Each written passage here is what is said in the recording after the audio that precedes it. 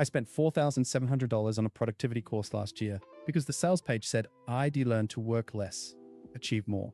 I finished it in a 40-hour sprint, ignored every lesson about rest, and billed 80 hours the next week.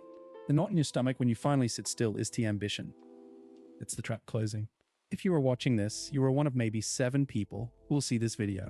YouTube buries channels like this because the algorithm hates raw, educational, non-code content. So drop a comment, anything cooked, real, an emoji, so the algorithm knows actual people are here. That's how this channel survives. Stop scrolling. What I'm about to tell you could decide whether you have a breakdown in a year or build something that lasts for a decade. Listen carefully. You tie your identity to your output. You can rest without guilt. That low-grade anxiety when you sit idle, the voice cataloging tasks undone, that's your performance identity speaking. You only feel like a real person on days you cross off major tasks. On slow days, you feel like an imposter in your own life. Your chest gets tight if you are not producing.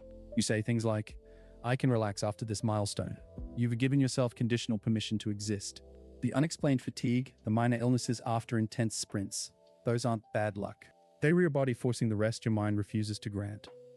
You are the person who is always on, and you are quietly burning down the person you could become.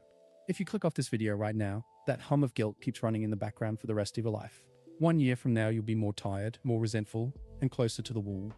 I lost that $4,700 in 3 months of my health learning this lesson the hardest way. The root is a cognitive error called identity-based motivation gone pathological. You've refused your core identity to a metric. Your brain's reward system now only fires upon task completion. Non-production states feel like a threat to your very self. You've wired your sense of being to a fluctuating external measure. You are trying to fill a self-esteem bucket with a hole in the bottom. The fix is the Identity Detachment Framework, a 90-day recalibration. The first phase delivers relief in 2 weeks. The first trick is the Output Audit. For 7 days, track every output you see as valuable, tasks completed, revenue, content. Then, next to each, write, this proves my skill, not my worth. Psychologically, this is called cognitive labeling. You are forcing a deliberate dissociation between the event and your core value. You are not your deliverables. Second, the Worth Decoupling Drill. Each morning, before you open your laptop, state one thing out loud. My right to exist is not contingent on my productivity. This is empty positivity. This is a behavioral script. You are weakening the neural pathway that links your morning identity check to your to-do list. Your value is not an hourly wage. Third, the Strategic Incompetence Protocol. Once per week, perform a non-critical task to a good enough standard and leave it. Send an email with a minor typo. Publish a draft with a known flaw. Leave a chore half done. The mechanism is exposure therapy. Your anxiety will spike. By tolerating the discomfort without catastrophe, you prove to your nervous system that imperfect output does not equate to personal annihilation. Your worst fear is not making a mistake. Your worst fear is realizing you were never defined by the work in the first place. If you are still watching, you are already different from the 90% who folded at the first mention of guilt. The fact you're still here means you are tired of being the engine that's overheating. Fourth, schedule purposeless time. Block 15 minutes in your calendar for nothing. Sit and stare at a wall. Your mind will scream. Let it. This is called comfortable attention training. You are rebuilding your tolerance for the default mode network, the brain system for rest. You are teaching your psyche that stillness is not a crime. Fifth, the vocabulary shift. Ban the phrase, I just need to get this done to feel okay. Replace it with, I will do this, and then I will be. This is called cognitive reframing. You are dismantling the conditional language that keeps you on the hook.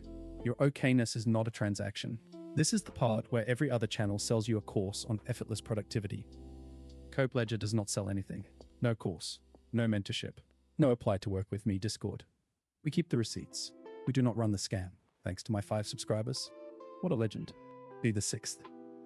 Hit subscribe. It keeps me motivated to make these instead of staring at a wall. Run this drill tonight.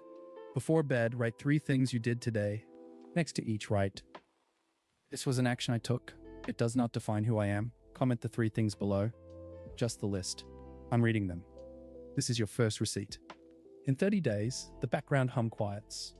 You'll find pockets of genuine stillness. In 6 months, your relationship to work transforms from a source of identity to a channel for skill. You start and stop with clarity because your worth is not on the line with each project. In 2 years, you bypass the chronic burnout cycle entirely. Your work will be better because it's driven by focused application, not by a desperate need to prove you deserve to exist. Most guys spend their lives trying to be interesting. The ones who last learn to be uninterested in their own metrics. The choice is yours. Stay the variable being solved for in a brutal equation, or become the stable ground the work is built on. You are measuring your worth by what you produce. That is not a fact of life. It is a rule you installed. The output will always fluctuate. You must not.